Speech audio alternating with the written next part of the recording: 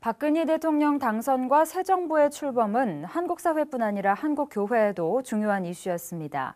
기독교계도 교회 관련 정책이나 사역 분야에 대해 여러 가지 제안을 하기도 했는데요.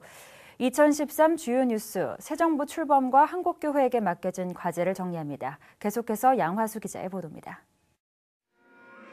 박근혜 대통령 당선과 새 정부 출범은 한국 사회뿐 아니라 한국 교회에도 큰 영향을 끼쳤습니다.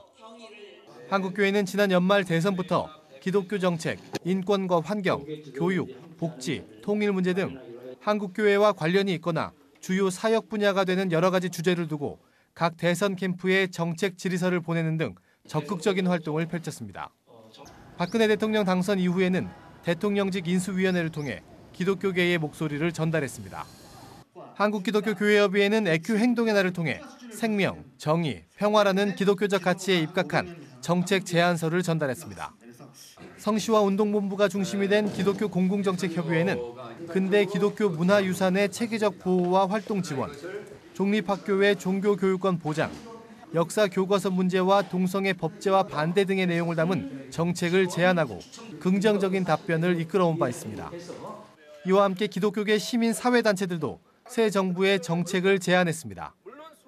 사교육 걱정 없는 세상을 비롯한 교육 시민단체들은 사교육비 경감에 대한 정책을 주요 사항으로 요구했으며 쌍용차와 재능교육 사태 등을 겪고 있는 노동 시민단체들은 비정규직과 정리해고 철폐 제도화를, 환경 시민단체들은 탈핵과 4대강 문제 해결 등을 새 정부에 촉구했습니다.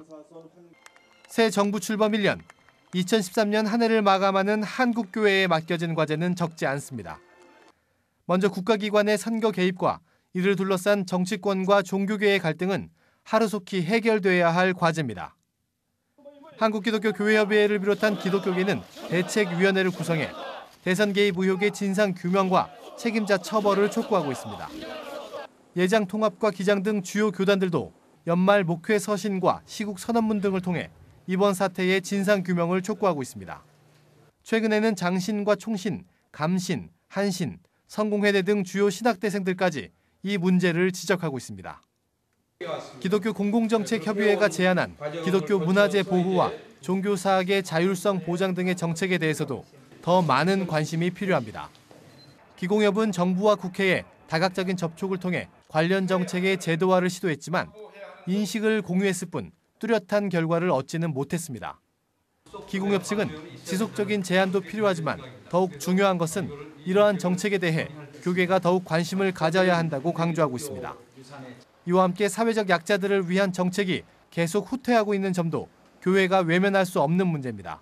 노령 기초연금 보장과 무상교육의 단계적 실시, 반값 등록금 실현, 쌍용차 사태의 원만한 해결 등은 대통령의 공약 사항임과 동시에 사회적 약자를 위한 최소한의 조치들입니다.